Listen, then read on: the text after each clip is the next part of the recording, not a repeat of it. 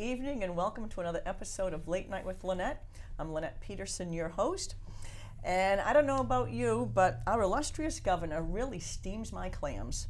Her latest, what is she thinking? She's taking $7 million out of the nursing home budget? Come on, Governor. We're not talking about places like the Ritz-Carlton. You know, it's a shame our senior citizens have to spend their last days away from home in a place where if they're struggling mentally with Alzheimer's or dementia, they're completely lost. Some of them don't have family members visiting them, and the governor wants to slash their budget. This is a travesty, an absolute travesty. Governor, why are you trying to make your cuts as painful as possible? There's plenty of fluff in the state where you can take the money. You don't need to hit our senior citizens. This is wrong. Eliminate your chief operating officer. Do your job. You work on the budget. You get the state under control. You don't need a $300,000 chief operating officer. Put that money back to the nursing home. I don't know about you. She doesn't serve me. She never has, never will. It's time Governor Maggie Hassan finds a new hobby. We don't need her going to Washington, D.C. in the Senate the next time around. Time for a new hobby, Governor. See ya. I have an exciting show today. I have two guests. Maverick has a lot of small businesses. If you drive them down Daniel Webster Highway, you see a lot of nice small shops. Maverick is missing something, though. We don't have a bike shop. I have the owners and operators of Maverick Square Cycling Shop. Maverick Square is located on 101A. The actual address is 141 Route 101A. And what's the name of that little plaza? It's the Heritage Place Plaza. If you know where Joey's Diner is, diagonal in the back is Maverick Square. That's us, all the way in the very back, nicely tucked away. And there you go. Out of sight, out of mind, out of trouble. That's right. And these are my guests, Dan and Nate. No, I did it backwards. Nate and Dan. Oh my word, I knew I was going to do that. Yeah. Now you've had your shop open for a couple years now. We're going on, we're at about 3.5 years now. Yeah, because I know you've been working on two of my bikes, one of my husband's bikes, for probably 2.5 years now. Yeah. Something like that. Yeah. What got you into the bike shop? Oh my goodness. I've been working on bikes ever since I've been able to ride them. It's just kind of been one of those things. So I think I probably started wrenching on bikes when I was about 10-ish. Wow. And been working in bike shops on and off for pretty much my entire life. So just wanted to do something more with them. And I'm just a tinkerer. And this guy got me back into riding when we went into college together. And it was basically, hey, we need to open up a shop that does bikes of all shapes and sizes.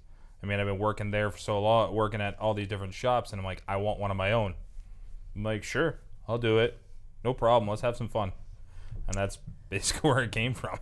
There you go. Now, where did the name Maverick Square come from? So Nate and I both found ourselves without a job in 2011 at the very same time, and we just decided it's time to just go Maverick. We're gonna open up our shop. In fact, the day was April 15th of 2011 was when we got together and we both had our pink slips in hand and we said it's time we do this. Yep, and it's like we're sitting around a bonfire. We're just like, why not? It's, what else we gotta lose? We're already jobless. Might as well go for broke and see what we can turn out of this world now. So many reasons to say yes, not enough reasons to say no to open up our own shop. And the location is very close. It's right at the Merrimack-Amherst line. Yeah. So it's very close for Merrimack riders. There's really, that is the closest place. The only other bike shop, you can go to Goodall's, or you can go to Sauhegan Cyclery in Milford. But this is definitely closer. I'd say so. Now, is there any job too big or too small? No. No, we haven't. We'll fix flat tires. We'll come up with $10,000 adaptive bikes. Yeah, it really doesn't matter. Yeah, any project of any size, really. I mean, we do full restorations. We've taken 1950 Schwinn's and brought them from rust-covered pieces of junk into, oh my God, I need to ride this every day. Oh, wow. And it's really, really cool what we can turn out of our little shop. I know you've done a lot of work on my 2 bikes, tune-ups, got the new, oh my word, I forgot what kind of bike I have. Oh my goodness, I should know this. I just worked on it. This is embarrassing. Well, we know you have a Paramount, Yeah, it's not which my you Paramount. just gave to your daughter. Yeah. And then you just brought in the new one, which was gonna go to your daughter, but I like it a lot lot Yeah. Oh my so goodness. I can't think of the name of it.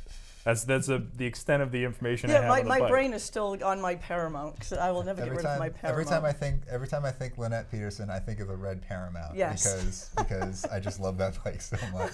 It's a cool bike. Now you had mentioned your adaptive bikes. What is an adaptive bike? Well, in our case, we work with just about anybody. If you have a physical or cognitive disability, whether it's you're not able to walk or you have balance issues, we basically try to get you up and riding. Get on 2 wheels, get on 3. In some cases, we can even get you on a 4-wheel bike. But our goal is to make it as cost effective as possible. Danny's the one who got us into the whole adaptive side. So I'm the guy who's following up, trying to help him solve problems. He's the one who's like solving most of them on a regular basis. It was really just a no-brainer to get Nate on board with doing the adaptive stuff, because Nate's the eternal tinkerer. He's always trying to build better mousetraps and do more with less, and so he's a good guy to have on staff with us, even though he doesn't have a lot of bike-specific knowledge. He's way outside the box with thinking, which is exactly where we need to be for our stuff. There you go. Now I've seen some of the interesting bikes in your shop. Explain the one that has the 2 levers on the seat. The 2 levers on the seat. Those 2 levers are brakes. We did a bike for a gentleman with no hands. He's an Iraq War veteran. Lost both of his arms about mid forearm, so he has the prosthetic metal pinchers that let him grab onto the bars really well. But as he's pedaling, he doesn't have the dexterity to pull a brake lever or shift. So all he does is pushes back with his arms and legs against those 2 brake levers behind the seat, and it puts the brakes on. So the brakes. Now, does he have gears that he can change? He does. The one that we have in the shop was the mock-up that we did for him, just to kind of prove the concept. Yep. His finished bike, he actually goes through an organization called Ride to Recovery, and they actually footed the bill for him for a pair of electronic shifters, the Shimano Di2s, and he has remote triggers on the cross beam on his top tube, and he hits them with his knees as he rides. Wow. Yeah. So it's as sensitive as clicking a mouse, and then once you hit that button, the servos on the derailleurs shift, and That's amazing. Yeah, this guy's an animal. He does a Leadville 100 every year. He does the Hampshire 100 in Greenfield every year. There's no adaptive category, and he's still places. Wow. Yeah. He finishes the ride with no specific adaptive category. So it's like we have a couple of pictures floating around the shop right now of him riding that are, you can see it in his face. I'm here, I'm going fast, I'm going to go faster, and it's really cool. Yeah. Now this last weekend when I was in, I noticed a blue bike, three-wheel, a trike, and it's got some sort of bar in the back. Yes. Oh, that one. That's the bike that we eventually turned into a purple bike with a little sunroof on it. It's for a girl who's about 21 years old. I think she's about 21. Yeah, 21 or 22. Yeah. She had childhood leukemia, so her growth was stunted. So she's going to stay 12-year-old height for the rest of her life. She as she was getting over the treatment for cancer, she's now cancer-free, by the way. Awesome. So she wanted to get an electric motor on the trike, but it was too expensive. So her mom just wanted something that she could get behind and use as a push bar. Oh, nice. And it actually worked out really well to have the push bar in that spot, because it also doubles as a chair back for her. So nice. She can kind of lean back like she's in a chair. Yeah, sometimes I wish I had that on my bike. Going on those long rides, especially when we went on the cycling tour. 50 miles a day for 7 days. It got to the point, we could get you on a recumbent, and you probably enjoy that 70 miles a day. Really? I was gonna say that's a dangerous thing to tell us. We can get you there. Yeah. One thing I was looking at for the cycling tour was that nice coffee mug holder on the handlebars. We actually sold one the other day. It was like, oh, I have this. It's on a bike. I need one of these. And we've seen people take like beer koozies and just duct tape them into the handlebars, and we're like, come on, there's a better way to do that. We had one kid I know brought in his bike exactly that. It's a beer koozie, duct taped to his handlebars so he can carry his coffee to school in the morning. Nice. He carries an iced coffee in that thing. Those things are top heavy. I'm amazed he hasn't spilled it yet. I bet. Oh my word. Yeah. Now back to your adaptive bikes. Yep. I'm sure those are very expensive. By and large, yes. Yes. Now, how do you cut the costs for people with? We do a lot with kind of coordinating insurances and things like that. Yep. A lot of the times, if we can prove that it's a medical necessity, then oftentimes insurances will pay for some, most, if not all, of the adaptive project itself. Nice. So we have to be kind of nimble. We come up with estimates, and we make sure that what we're putting together is actually going to work. So we work with physical therapists. We work with case managers and things like that. And we spend extensive amounts of time with the actual intended riders, just kind of building up an inventory of body measurements, statistics, things that they can do, things that they can't do, things like that. So we really get a lot of information together that kind of facilitates the process of asking for money. Yeah. Interesting. And, now, you also have a charity ride every year. Yes, we do. Tell us about the charity ride. Yep, the Get Mobile ride takes place every May. It's usually the first weekend in May. This time it's the last. It's right after. Gee, why's that? There's a lot of things happening in early May. That's very true. Yeah. And the Hometown Business Alliance of Hillsborough County is putting it on, and every year we try to find somebody who's looking for their very first adaptive bike, who otherwise wouldn't be able to afford it, or somebody that's just kind of looking for that experience. And this year we have a fantastic recipient. He has Parkinson's disease, and he's trying to start a gym in Boston, a boxing gym for people with Parkinson's disease.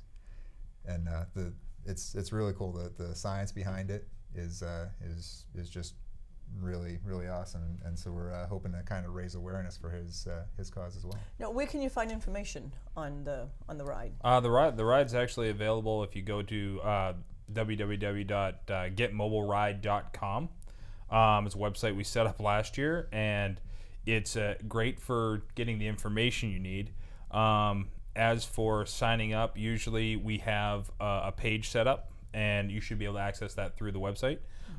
We're in the process of doing all the updates this year. We got a lot more information this year than we originally had last year, and now we're like, oh, now it's time to fix it up. We've been sitting down and talking to the recipient a lot more this year, where we have access to him, and he's super willing to talk because he is super excited about getting out there and getting on a bike, because he's never really had that experience before. He had it as younger years, and then as soon as Parkinson actually started affecting him is when he started dropping off. So now he's, with the help of the HBA and us, he's able to get out there and you're like, okay, I can get on a bike? This is going to be great. Yeah. And he actually got to sit down with Dan and do a whole write-up about what he's looking to do. So yeah, I saw that on the web. I saw something on the web page. Yeah. A picture of him standing up or something. And now the ride is 10 miles, 20 miles, or 30 miles, correct? That's correct, yeah. Right. Now, last year, Eric and I did the 30, which is a nice course. It goes through the back roads of Amherst and Merrimack and back to the shop, starts and finishes at the shop. 30 miles and you didn't find hills. How did you manage that? No small feat. Yeah. You guys have some great back roads for cycling in Merrimack and Oh, yeah. Amherst. So we kept it to those two towns, and there are plenty of really nice scenic roads out there. And a lot of people were saying that they're enjoying the course last year. And The course was great. The funny part about the course is we spent, I think it was like 3 weeks of just mapping out different routes and be like, okay, so that's 30 miles. Okay, wait a minute, no, that's 20 miles. But this is 30 miles, and it was ridiculous, the amount of work. And then he went out and painted it, and he's just like, 20 miles has a lot more hills. That is very true.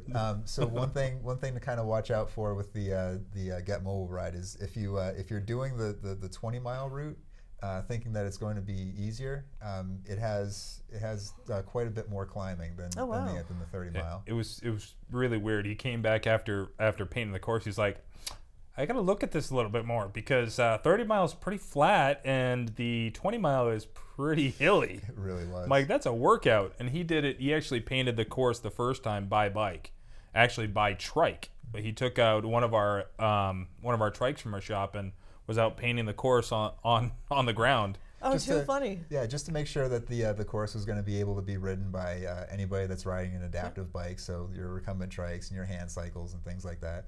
Nice. Yeah. Yeah. And now, what's the 10-miler like? Is that the 10-milers? It's really easy. The directions are just super simple. There's like 5 or 6 turns throughout the 10 miles.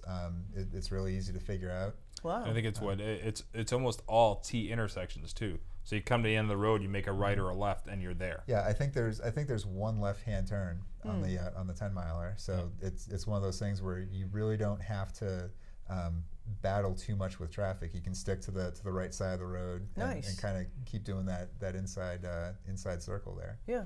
Now, last year, the 30-mile, it was a nice ride. No major intersections. I think the worst one was probably crossing over 122 in Amherst. Yeah. But that was no big deal. And we timed it just right. The light had just turned. We didn't even have to slow lucky. down. Yeah. You were lucky. And as we were coming up with the route last year, we were figuring that the people that were riding the 30-mile course were probably going to be people with some more biking experience, so they'd be a little bit more comfortable riding with traffic and kind of knowing what the rules of the road are. Yeah. Whereas the people doing the 10-mile, we saw a lot of families doing the 10-miler last year. So it was really nice seeing it's an all ages friendly and all ability levels friendly course, and it was nice to see some of the parents kind of showing the kids the rules of the road and stuff like that. Well, it's when we're setting up the ride, it was a really big thing. He kept, every time I'd show him a new route or something, pull up a map. How about this for a 30-mile? No, it crosses 101. I'm like, yeah, we want 30 miles, right? I'm like, it was tough. It was tough fighting with him about what roads would be safe and what roads weren't. And all in all, you said it yourself, the 30-mile was nice, and all really had to cross was 122. So crossing 101, what were you thinking? Yeah. Well, it wasn't 101. I think it was like underneath and over. It was weird. I was thinking about it. It's okay. Yeah, it was an interesting process. We Nate and I do a lot of fighting at the shop, all for the greater good. Yeah.